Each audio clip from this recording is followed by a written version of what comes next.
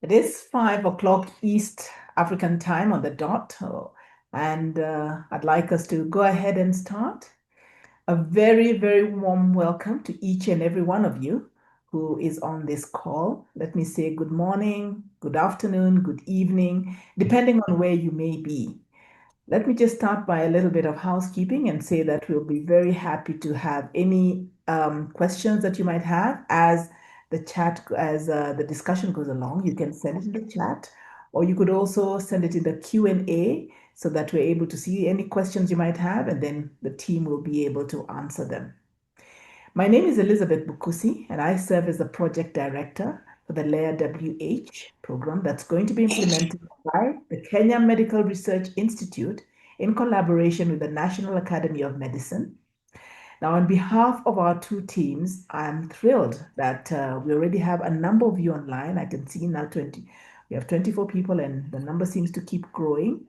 And so happy to see there's so many of you who are interested in joining this transformative journey that we hope will be a one-year fellowship to advance research and innovation in women's health in Africa. We are hoping that we can foster an ecosystem where researchers, innovators, and product developers can work together within their countries and across the countries and across regions in Africa, alongside with international partners to improve women's health on this continent.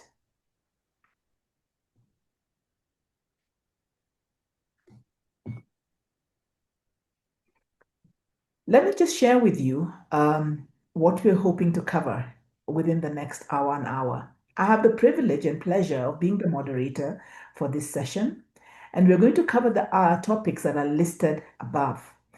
And we hope that we can invite you to join us on this exciting journey. Please do use the chat box as I have indicated. And really, we are welcome. We really want to see any comments or any suggestions that you might have, because they would be very useful for us. Let me also note that this webinar is being recorded, and the recording will be made available on our website. We'll encourage you, if it's possible, please stay until the end of the session, and then you'll be able to see a QR code that's linking you directly to our website, and we will post the recording within the next 24 hours.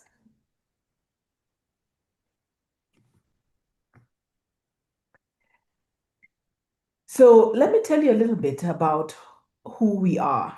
And I want to start with the Kenya Medical Research Institute, the KEMRI side of people. As I talk to you this evening, I'm reminded that once upon a time, and it's many years ago, I'm sure you can see from my gray hair that I was a young scientist, and I was looking for opportunities to be able to support me as a researcher to help me grow my research interests. So what do we have on board? We have an advisory board that's going to help us in implementing this program that will be chaired by the Director General of KEMRI, Professor Elijah Sogok. And then we have a project team that I have the privilege of being able to lead. But we have an amazing team. We have three particularly well-recognized scientists who will be working with me as pillar leads: Dr. Rose Bosire, Professor Nelly Mugo, and Dr. Martin Bundi. Dr. Rose Bosire will be the one who's taking charge of our leadership. Professor Nelly Mugo, who's an OBGYN like me and working in the field of reproductive health for many years, will be leading the technical aspect in the research and development. And Dr. Martin Bundi, a well-renowned lab scientist, and who's also in charge of our KEMRI Graduate School, will be the one who is leading the curriculum development. Dr. Nyawira Gitahi is the one who's coordinating this program, and she will be talking to you a little bit after this.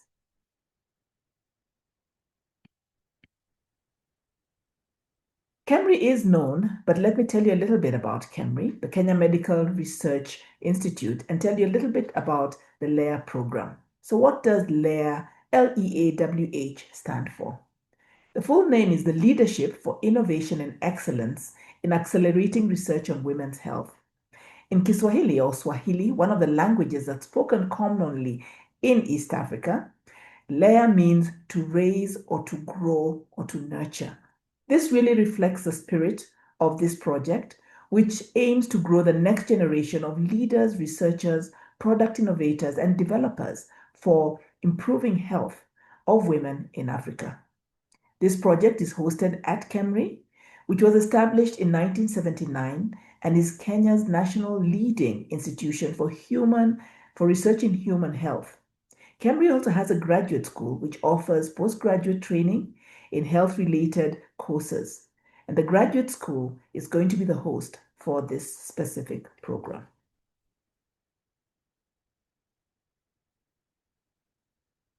The KEMRI Graduate School does have, it's anchored within a very vibrant ecosystem that provides immediate implementation capability because we have over 50 research programs that are currently ongoing. And this include issues of women's health, drug discovery, and of course, implementation research.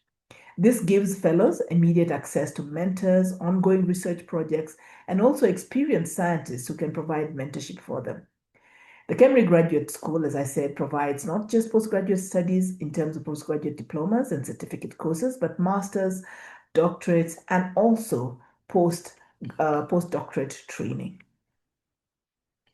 Now, once I've told you about KEMRI, let me also tell you about our other partners, and I want to pass it over to Kelly Robbins so she can tell us about the National Academy of Medicine and introduce the team who we will be working with to implement this program. So Kelly, over to you. And while it's nice and sunny here in Nairobi, I understand you are probably expecting a bit of a snowstorm on the East Coast. Yeah. It's still sunny today, but this weekend's going to get a little interesting. So I wish we were back in Nairobi. Thank you so much, Professor Bukusi. Our team here at the U.S. National Academy of Medicine is so honored to have been selected by the program funders at the Gates Foundation to partner with you and your team at KEMRI on this very exciting new program. I serve as manager of the NAM team on the program under the leadership of our unit director, Dr. Greg Margolis. And joining me also are our program officer, Dr. Komal Syed, and senior program assistant, Ms. Caroline Moses. To give you some background about our institution, the National Academy of Medicine is part of the overall National Academies complex, along with the U.S. National Academy of Sciences and the National Academy of Engineering. NAM is a non-governmental organization made up of approximately 2,400 elected members who are leading medical professionals from the United States and around the world. Besides serving as an honorary professional society, however, NAM also carries out several missions, the main of which is to provide independent, science-based advice to national and local governments and society at large on a wide range of health-related topics. The Academy also serves a convening function, bringing together research leaders, policy specialists, government officials, and practitioners to discuss and highlight pressing issues. In addition, NAM also organizes fellowships for both American and international participants to build the capacity of these emerging leaders, enhancing their career development and putting them in a strong position to succeed in both the research and policy spheres. So with our involvement in LEA-WH, we are building on our experience in managing past global and domestic programs, all in pursuit of our vision of health for everyone, everywhere. We're so excited to see this new program launched and to be able to help contribute to its success. So now I'd like to turn it back to the KEMRI team for more of an overview about what the program is all about and how you might get involved. Dr. Bukusi? Thank you very much, Kelly. And it's my privilege to introduce Dr. Nyawira Gitahi, who is our program coordinator, and she's going to tell you what you can expect from the LEA program. Over to you, Dr. Nyawira. Thank you, Professor Bukusi. And hello, everybody. So LEA-WH is a first fellowship of its kind that aims to advance women's health by increasing research, innovation, capacity, and fostering scientific leadership in Africa. It is a one-year fellowship for African researchers, product developers and innovators, and entrepreneurs working in women's health. We're looking for faculty, mentors, and innovation advisors with experience in academic research, product development, and innovation to join us in this journey. I'm delighted to walk you through the program overview, starting with what LEA-WH is and why it matters. LEA-WH is the first fellowship of its kind, dedicated to advancing women's health in Africa by strengthening research and innovation capacity. We also want to foster scientific leadership, a very important piece. It is a one-year fellowship for mid-career African researchers, as I said, designed to nurture the next generation of leaders driving transformative change across the continent. We're especially excited that this is LEA-WH's inaugural fellowship, with the first cohort launching in April 2026. So why LEA-WH? The challenge is clear. Women's health outcomes in Africa remain disproportionately poor, and progress is hampered by severe shortage of leaders in research and innovation. And this gap is compounded by barriers like limited infrastructure, insufficient human capital, constrained funding, all of which slow down the scale-up of solutions and the creation of innovations that truly address women's health.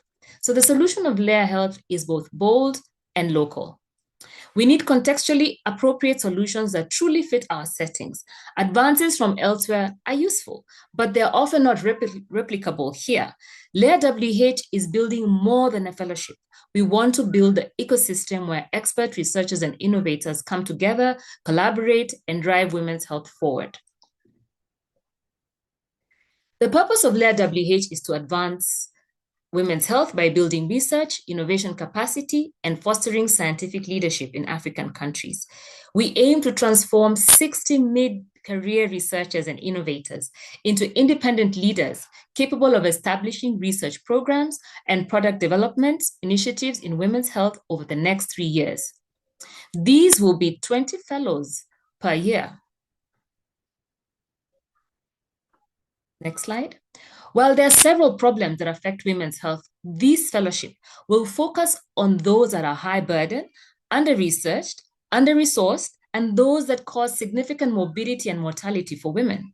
These include menstrual health, sexually transmitted infections and other reproductive tract infections, pelvic floor disorders, and other conditions like fibroids, cervical cancer, menopause, infertility, and contraceptive technologies.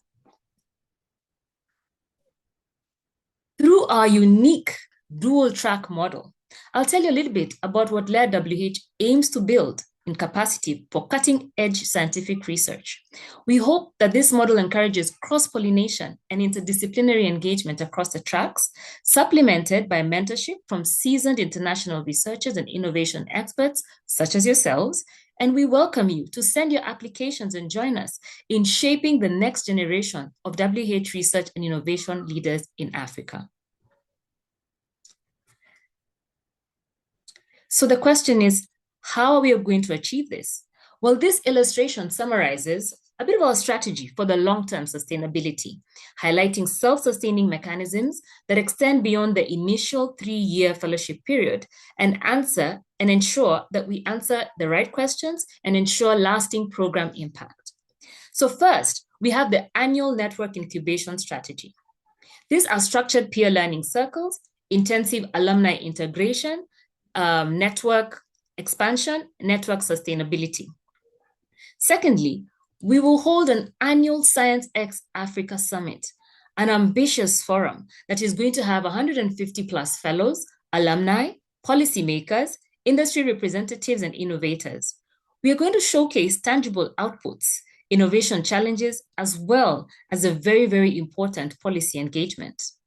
Thirdly, we cannot forget strategic partnerships. Strategic partnership networks are some of our big outputs. World-class collaborations, continued mentorship and enhanced training delivery, linkage to funding sources, technology development, and commercialization pathways are all areas that we want to strategically partner with the right people. What will success look like? I think this is my favorite slide. Success for LEA-WH over the life of the project will look like 5 to 10 products that reach market testing and are market viable, 5 to 10 startup companies established that tackle women's health problems, and 5 to 10 patents filed of products that address women's health priority issues. We hope that 20 to 50% of the fellows will secure funding within the fellowship period and beyond. And we have the huge, ambitious anticipation of a 3 to 5 million USD return on investment from follow-on funding from what the applicants and successful applicants will be able to acquire from their successful grants and product innovations. So I think the question is then how will we narrow down to these lucky 20 fellows that you will mentor and guide throughout the fellowship year? Well, we have a 4-step application process that's outlined. So step 1, the fellows will complete their application and upload it on our portal. Step 2, applications will be reviewed and shortlisted by expert panels of women's health researchers, product development, innovators from the LEA-WH and NAM networks. Step 3, we will shortlist candidates to be invited for a virtual interview. Then finally, we will have the 20 selected fellows informed of their success, invited with a letter of commitment to participate in the fellowship starting on April 2026, with a virtual inception meeting followed by an in-person immersion week within April 2026. This is a program timeline and what it has taken us to get here and what the future holds. From April to December 2025, led by the NAM team, there was a planning phase, which included visiting research and academic institutions and listening to the gaps in women's health research and innovation. This was followed by grant application and making. We are now between the January to December 2026 phase, where we have the applications phase, launch of the cohorts, and then by April 2027, we anticipate that the first cohort will have completed and participated in the first conference, the Science X Africa Summit that I spoke about. That will be the milestone that will mark the transition to alumni as LEA-WH first alumni. The Fellows Journey. So this is how we envision the Fellows Journey over a 12-month period. The in-person engagements marked with a red asterisk are mandatory for all fellows. The rest are optional. Fellow select events where they could attend based on the travel allowance that's within that they can redeem within the year, the fellowship year, up to a year after the fellowship year. So the ones with asterisks are 1, the fellowship kickoff virtual inception meeting, which is mandatory but not in person. And then we'll have the in-person immersion week, where we'll have fellow and mentor matching. We'll have the LEA-WH curriculum starts, and the fellows projects will now come to light. We have the mid-fellowship mixer, another in-person event that is really all about networking and pitching, speaking to investors, venture capitalists, and potential funders. And then lastly, the Science X African Summit, where we will have the fellow graduation and alumni community kickoff. We'll now tell you a little bit more about LEA-WH curriculum, especially for you, potential faculty, and mentors. I'm going to hand over to my colleague, Dr. Rezon, to take you through this very important piece. Over to you, Dr. Rezon.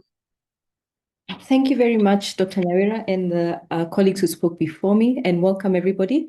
So over the year, what will the fellows learn, and what, by extension, will you as faculty or mentors teach and mentor them in?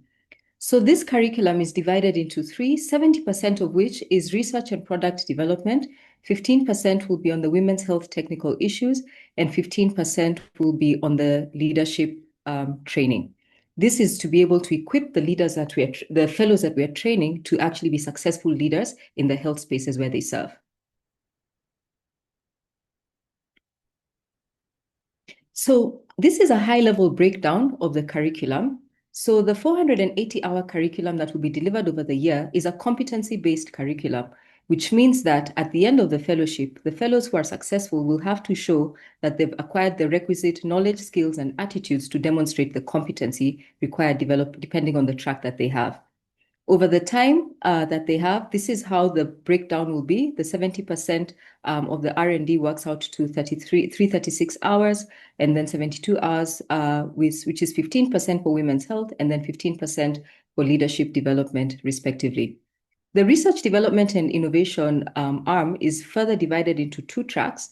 There will be the reproductive health researcher track the product innovation and development track, and then there'll be some common courses that both sets of fellows will attend. And then the faculty and the mentors would be able to cross-cut. The faculty would be able to also have some common courses that they teach. The leadership development will cover two areas of leadership. The first would be leadership foundations and things like negotiation, influence, team building, and then systems thinking and cross-cutting, cross-sector collaboration, and policy influence at a high level.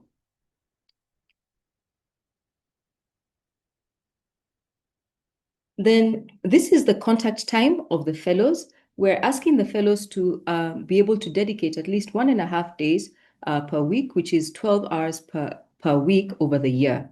4 hours of these every week will be synchronous learning, and 8 hours of these will be asynchronous learning. Synchronous learning means that these are the live contact sessions, either in the in-person or on the virtual spaces. And asynchronous learning is the content that they will continue to do at their own time.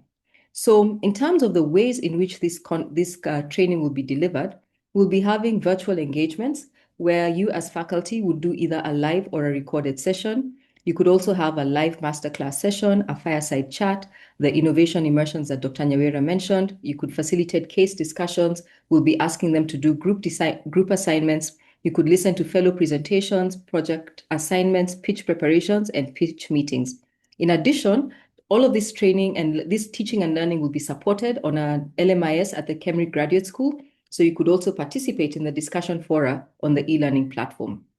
The in-person engagements will be at the Immersion Week, which is at its inception, and then the other events that Dr. Nyawera has mentioned, including the Venture Capitalist Mixer and the Science X Summit, for which the faculty and the mentors will be invited to attend as they are available. I'll then pass on back to Dr. Nyawera to talk through the faculty mentors and innovation advisors' responsibilities and benefits.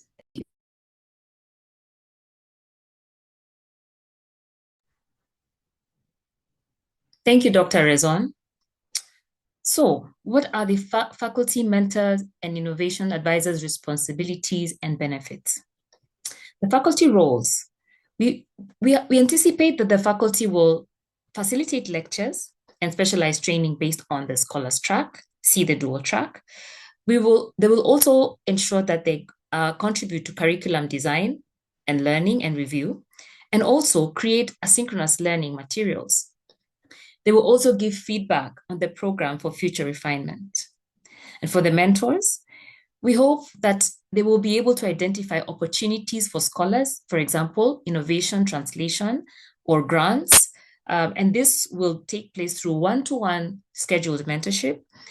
They should connect on funding opportunities and networks, share their own networks, and also give feedback on the program with regards to refinement. And within this space, there will be both virtual and in-person meetings that can both be at faculty and mentor level. What are the benefits? Well, the faculty and mentors will have unique opportunities to impact the next generation of researchers and innovators in women's health and receive recognition. We will provide a LEA-WH certificate at the end of the fellowship in terms of recognizing your contribution. And overall, there will be a legacy that you will have left in terms of contributing to women's health advancement.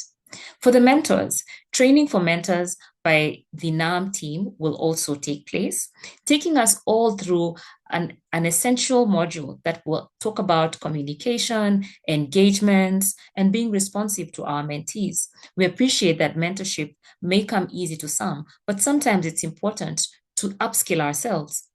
We also hope to have you join a prestigious network of experts and pool of experts, and we also receive a LEA-WH certificate of appreciation at the end of the fellowship. And as a mentor, you will be able to leave the legacy of building a sustainable research ecosystem through building other researchers. Next slide. So what are the faculty mentors and innovation advisors eligibility? I do hope you're excited and you're sitting perched on your chair, waiting to listen to the eligibility criteria, because we hope that you will join us in this very transformative journey. So we hope that for the selection criteria for faculty, mentors, and innovation advisors, we will be looking for research and academic excellence in women's health, strong mentorship experience and capacity building work as well, a postgraduate degree, either a PhD, an MD, a DSc or equivalent, minimum of 10 to 15 years professional or research experience in women's health or related biomedical sciences, and experience in research, leadership, mentorship, product development experience. So how will we select faculty mentors and innovation advisors? On the LEA-WH website, there is a link to apply to be a faculty, mentor, or innovation advisor, or all the above. There's a structured application form and a place to upload your CV and brief letter to indicate one's motivation to participate as any one of these three. With regards to the evaluation domains that we'll be looking at, we'll look at the expertise in women's health, especially in research, development, and innovation, and whether you align with the program goals and values. For potential proof of teaching effectiveness, as well as leadership in your field.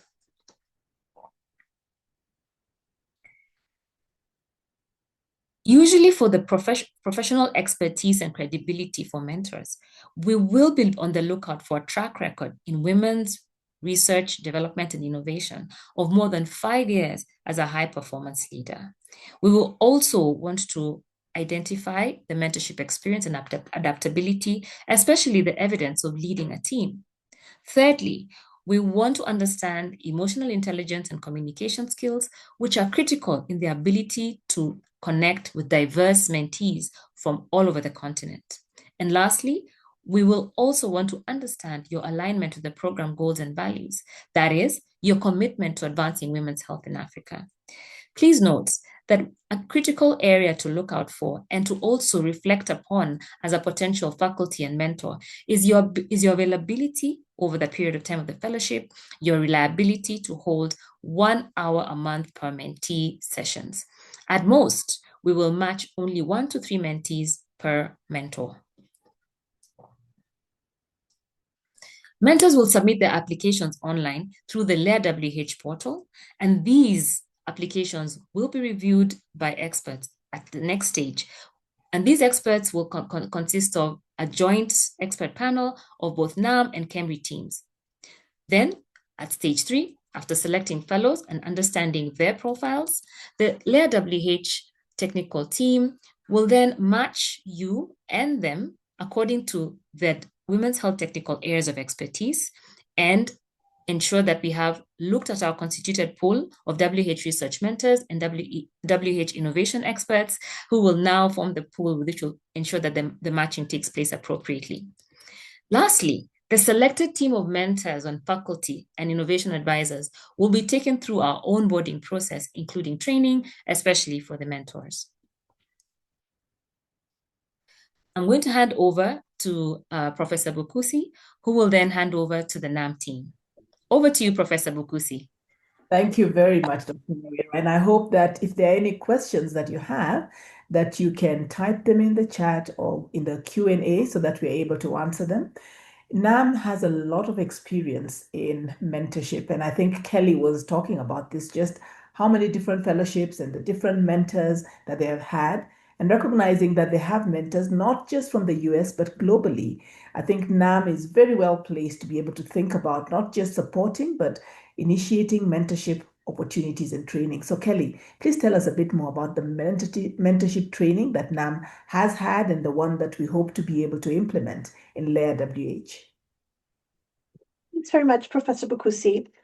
And as Dr. Nyawira mentioned, as part of our efforts here at the National Academy of Medicine to support the mentorship component of the program, we're going to be organizing a series of 5 virtual training sessions during each fellowship year to help both the participating fellows and their mentors develop a common vision, a common language for talking about their working relationships, and to help them all hone their skills relevant to mentorship and career development. The mentors in the program will only be required to attend the first of these sessions, but they're welcome to attend all of them if they wish.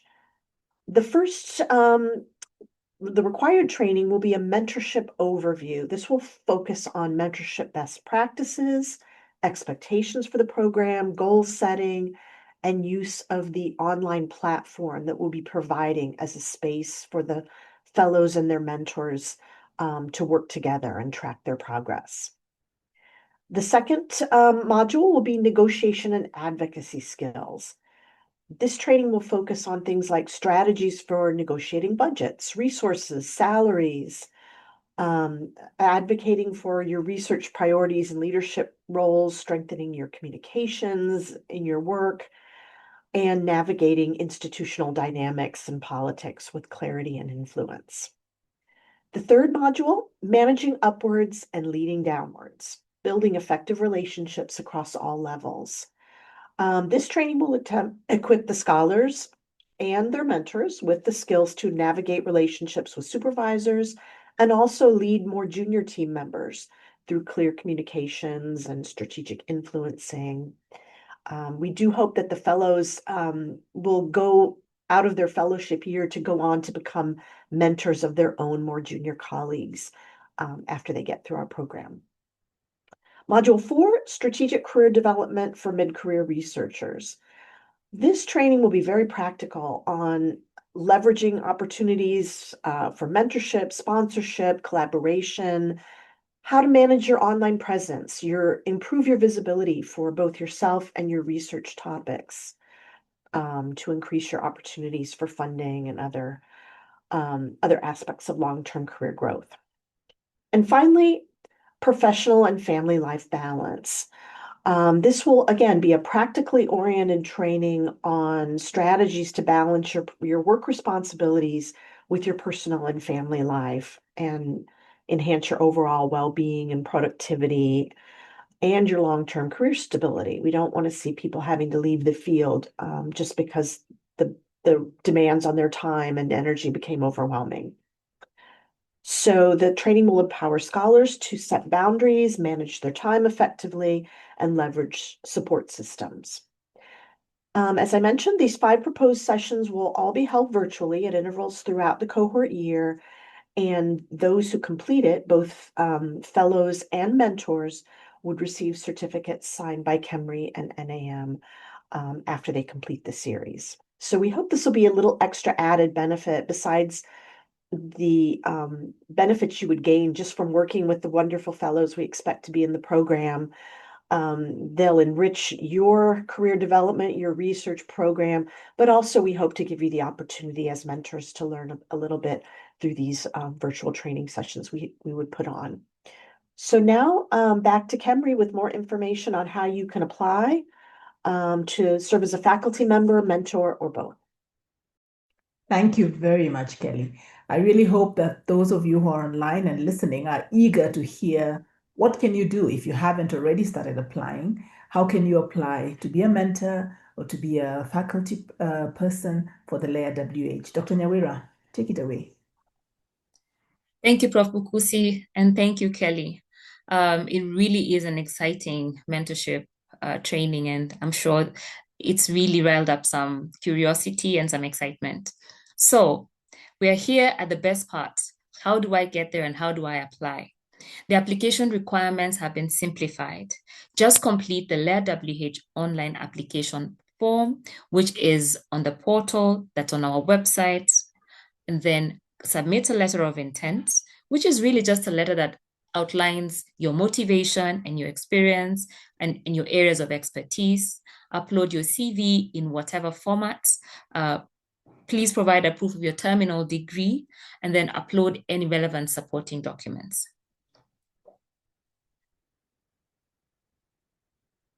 To be able to do this, the LEA-WH website has a detailed application guide and an application package that will help you understand and go through several of the processes and understand what is required.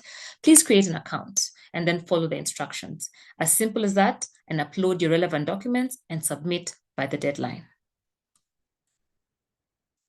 So what are the key timelines?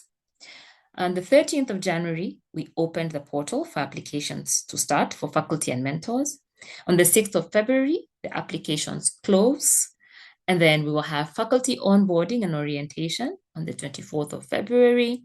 We will engage with faculty on the curriculum so that they can understand and steep themselves with it and understand it better between the weeks of 9th and 13th of March. And then on the 30th of April, we actually have the fellowship kickoff.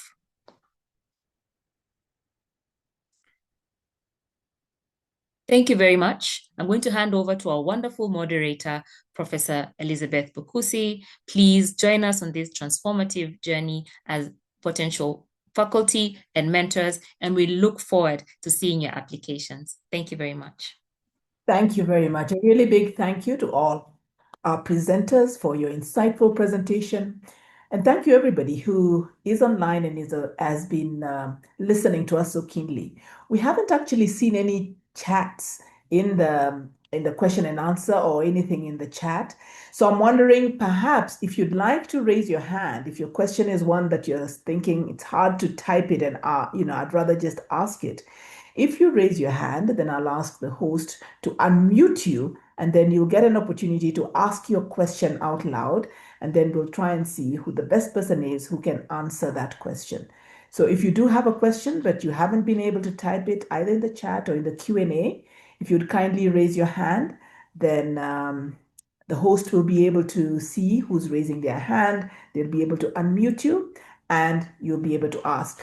And a reminder that we are going to post this particular sharing, which is recorded, and we'll also be able to post any questions that people ask on a frequently asked questions information on our website. And if you have any additional questions that you want to ask us by email or by any of the contacts we're going to provide, we'll be very happy to be able to answer those questions and also put the answers up. So if anyone does have a question, please do raise your hand and we'll be able to unmute and then give you an opportunity to just ask it out loud if you are not able to type it in the chat. Prof, there's a question on the Q&A. Let me read it out for you. Thank you, Dr. Thank you. This is from Rose Lydia. Many thanks, and the fellowship sounds quite exciting. Must the mentees be located within the country, Kenya? Very good question. Dr. Nyawira, do you want to take that? Yes, I will. And thank you so much, Rose Lydia. That's a fantastic question. So as we continue to anticipate that many of you mentors will come from all over the region and beyond, considering that the NAM team will also have a set of mentors who will also be in the pool of total mentors, we do not ask that the mentees be located within in-country, because remember, this is a continental fellowship. We anticipate and are looking for fellows from all over Africa, all the regions of Africa. So chances are you might be matched with someone who is not even in Kenya. But that's why we are happy to have the connections and the NAM team and the platforms that will allow us to continue to engage and collaborate with our mentees across the continent. Thank you for that question, Rose Lydia. I see another question that's come up, and the question is around benefits. And I can well imagine, given many of you as mentors and as faculty and people who are in sort of a senior level, your time is premium. And the question is about what are the benefits? What other benefits are there for people who will sign up as faculty? And I don't know whether that's only faculty or faculty and mentors. So maybe I can pass that over, Dr. Nyawira or Dr. Rison. Would one of you want to take that question? Are there benefits for faculty or for mentors? Dr. Nyawira did talk a little bit about what bidirectional benefit there can be, but maybe we need to make that a little bit clearer. Yeah. Dr. Rison, do you want to go? No, I think you can go ahead. Okay. Thank you so much. Thank you so much. I agree that for sure, as faculty and as mentors, we appreciate your time, and your time is premium. One of the things that we are looking at is a bidirectional relationship where as we come in as faculty with lots of experience, but we will have top tier talent, creme de la creme of the African content within us. As we continue to build this and as we continue to mentor and build collaborative networks. This is an opportunity for you in your specific areas of interest to meet with potential collaborators, even as we continue to mentor and provide, teachings and provide the curriculum through as faculty. I think the other thing is just the ability, as I said, to be able to make to have a footprint in the transformative journey of women's health in Africa, being the first inaugural cohort of its kind, bringing together a great potential for cross-pollination between innovators and product developers and academic researchers. I think you'll be at the crucible of potential, greatness. So I think beyond the legacy, the potential collaboration, and just being able to continue to provide your knowledge and spread your wings in terms of being able to provide a critical area and a gap area for Africa using your fantastic expertise as you all will have. I think those are pretty good, I think individual and communal benefits. Thank you. Very much. Now, I'll come back to you in a moment, Dr. Nyawira, because I suspect what someone may be wanting to know is there actually any honoraria? Is there any actual funds that come across? But before I push that back to Dr. Nyawira, let me just say that as a researcher who's worked in the reproductive health field, now I think I'm counting 36 odd years, I'd like to say that people whom I have mentored and had the privilege of working with have benefited me in many ways, because sometimes the mentorship that I've provided has given them a bit of a push, allowed them the platform to grow their own wings. They've invited me back to collaborate with them, and they've been able to secure grant funding for research, grant funding for some other innovative ideas that they had that were not my ideas, it was their ideas. But my own research portfolio has grown because of the people that I have mentored. So the question that I'll go throw back to Dr. Nyawira is about, is there actual any financial gain or any money that one as a mentor can expect? Because I recognize for many of you, your own time may be very premium. But I do want to say from the outset that I have provided a lot of mentorship to others, which hasn't necessarily been paid or provided for in terms of dollars and cents, but that I have benefited greatly in later years when they have secured grants, invited me to be a co-investigator or co-investor with them, and that has been an opportunity for me to also grow my own research portfolio. So maybe the question you can answer, Dr. Nyawira, people probably want to know shillings and cents based on their actual time for mentors or for faculty. Will there be any money paid to them?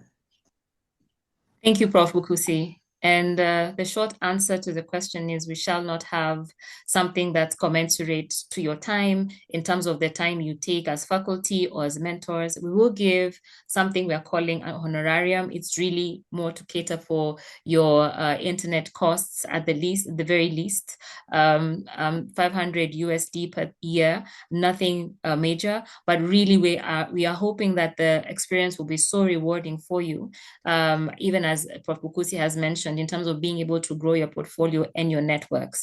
So the short answer is we do not have something that's commensurate to the time that you'll spend, but we will provide something that will allow at least the coverage of internet costs, since most of the course is actually virtual.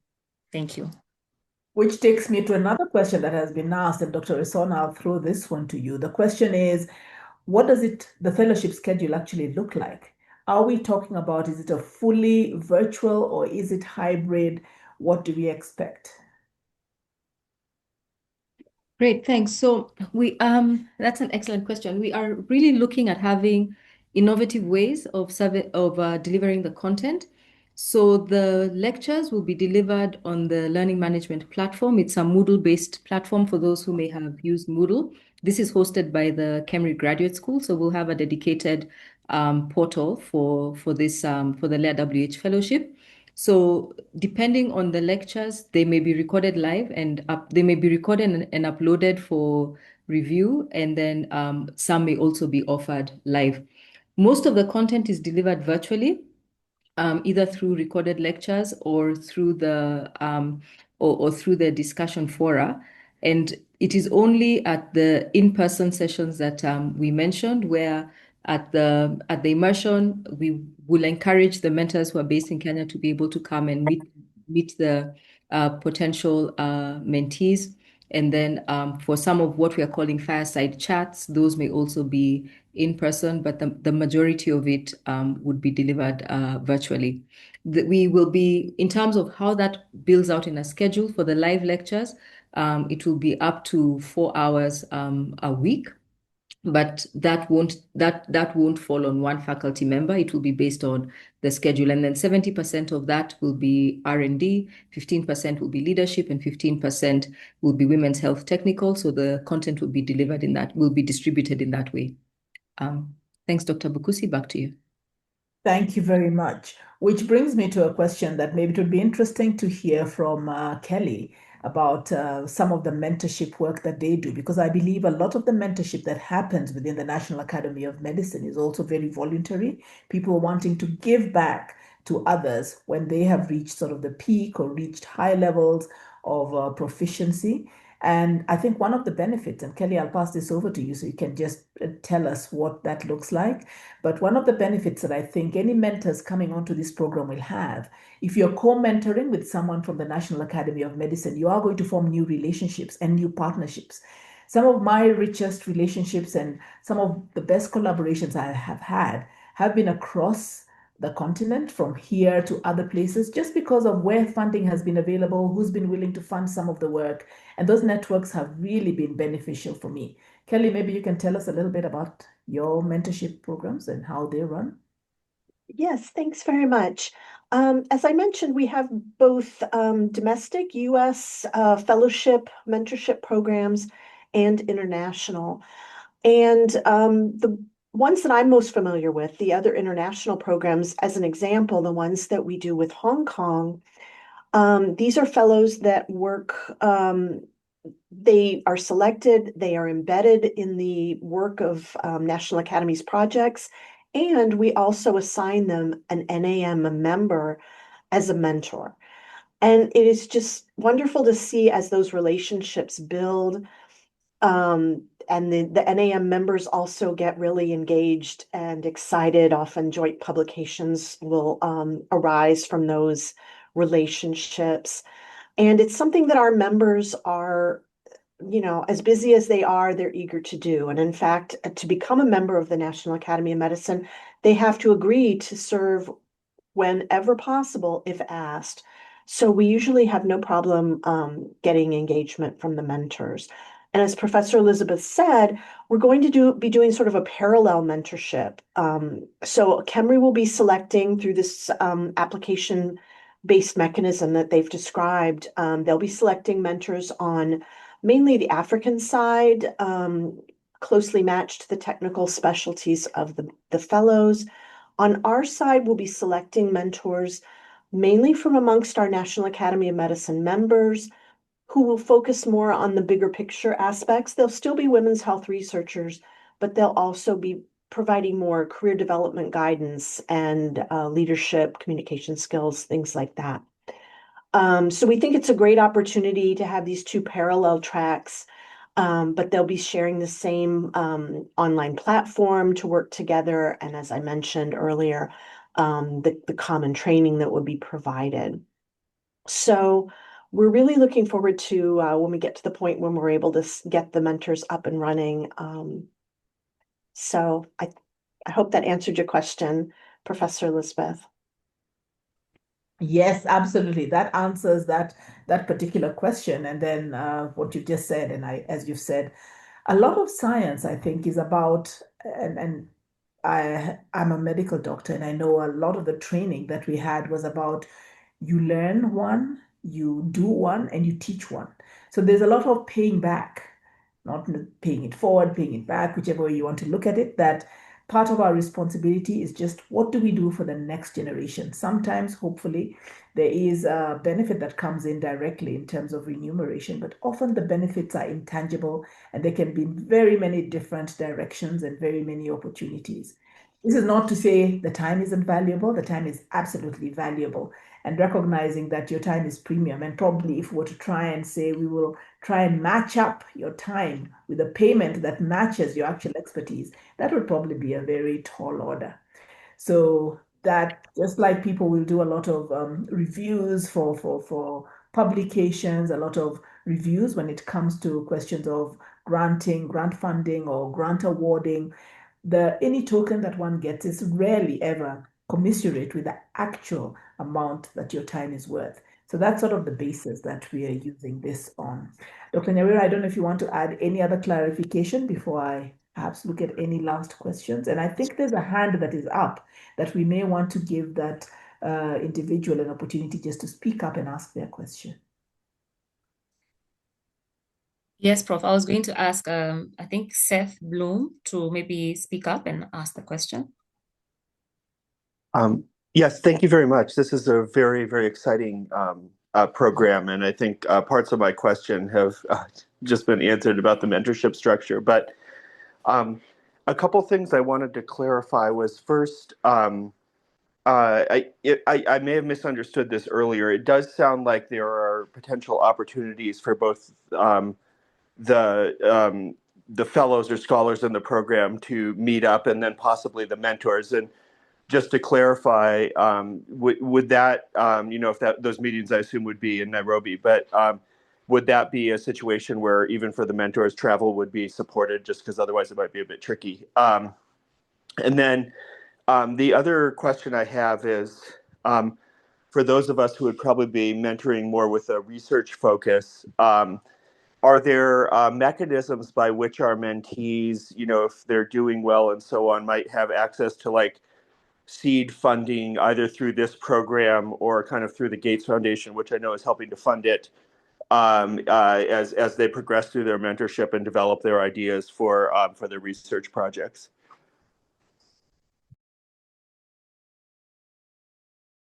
Really great questions, Seth. Thank you very much. Dr. Nyawira, do you want to respond to those questions? Yeah, thanks, Seth. I think I'm going to start out with the question around potential travel. So one of the engagements that's going to be available to the fellows is actually a NAM annual meeting that's going to be based in the States. So the mentees will actually, travel. Those that, with all our challenges with visa restrictions, where that will be possible. I think the other ones are meetings that we'll be holding, such as the Summit X, and there's definitely the potential of support. But I think this will be on a case-by-case basis. I think based on, the stage at which the product innovation will have taken place, are you meeting an investor? Is there a collaboration that's happening, and do you need to be present? But really, I think the opportunities are many in between for being able to engage, and for both faculty and mentors, even as a team, to also engage and collaborate at their level, as well as collaborating with their future fellows and mentees. For the second question, Prof, I'd like to hand over to Dr. Rezon.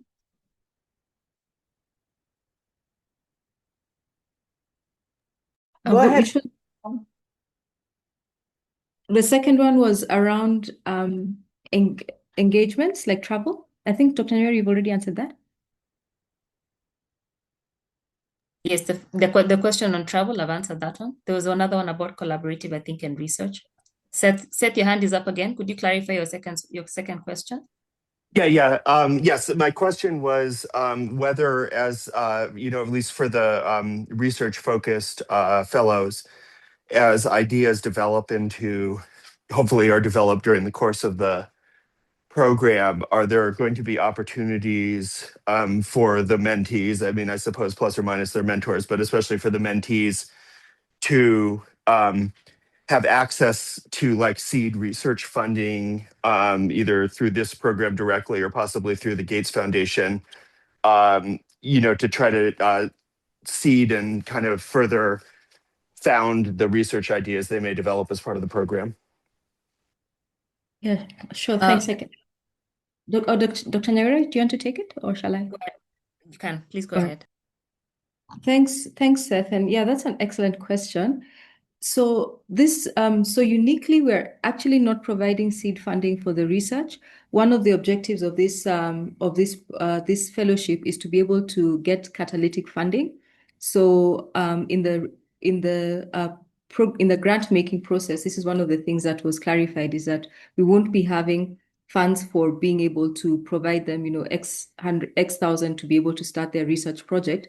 but we will be, through the mentorship and capacity building and the training, we'll be working with them to develop high quality proposals that are fundable. We'll be providing a database of potential places where their grant could be submitted for funding, and really walking that journey with the reproductive health researchers to be able to have a high quality proposal that is fundable, and connecting them with potential funders.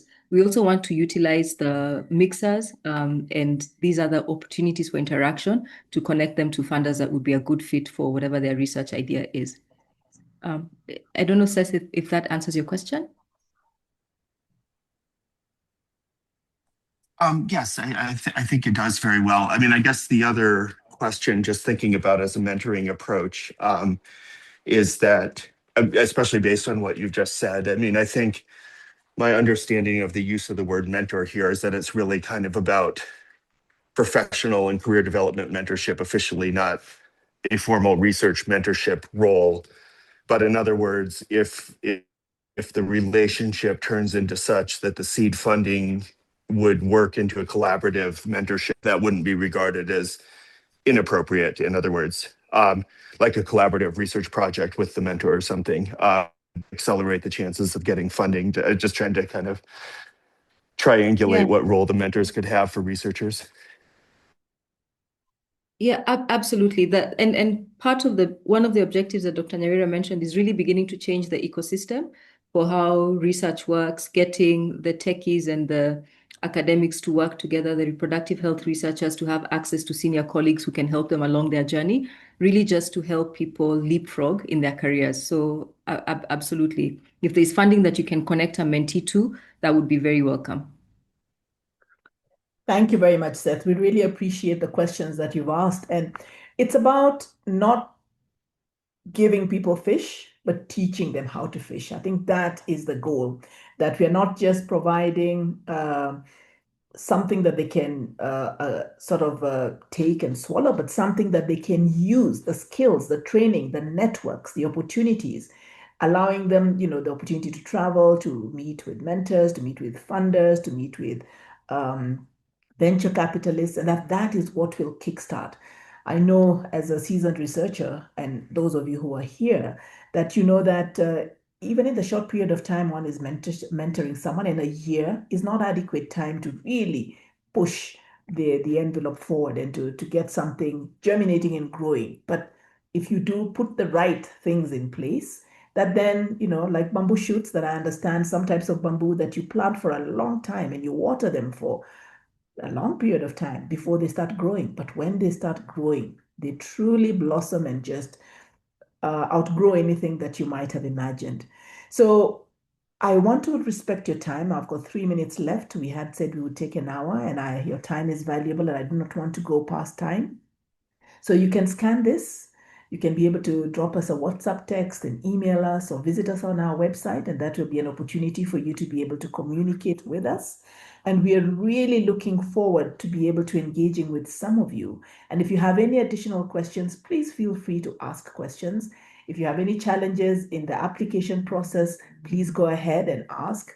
And of course, if you know a good colleague, tag a colleague, someone who you know is an expert in one of these areas, who you know is enthusiastic about building capacity and would want to support an initiative like this, or someone who might have a mentee or somebody who you think this is the perfect person who should apply for this particular program. Please share the information, encourage the mentor or the potential mentee to apply so that we can get the really good pool of the next generation of mentors who will grow the next generation of researchers to improve the health of women in this country. And not just in this country, but in this country and on this continent. I keep thinking country because of Kenya, but on this continent, we are going way beyond Kenya's capacity. Seth, I don't know if yours is a legacy hand or whether that there was something that you really, really wanted to say. No, sorry, that was just still up. Thank you very much. I'm forwarding this to mentees as we speak, so thank you. Fantastic, Seth. Thank you so much. Please do forward them to the mentees and any colleagues that you might have who are potential mentors. We will be very grateful. I really want to thank each and every one of you for giving us this precious hour of your time and making yourself available to talk with us. We look forward to engaging with you further, but even more, we really look forward to being able to take this giant step for the health of women in Africa to be able to improve their health outcomes. Thank you very much. Have a great morning, afternoon, evening, wherever you are. And we hope that you will have a fantastic year in 2026. God bless you.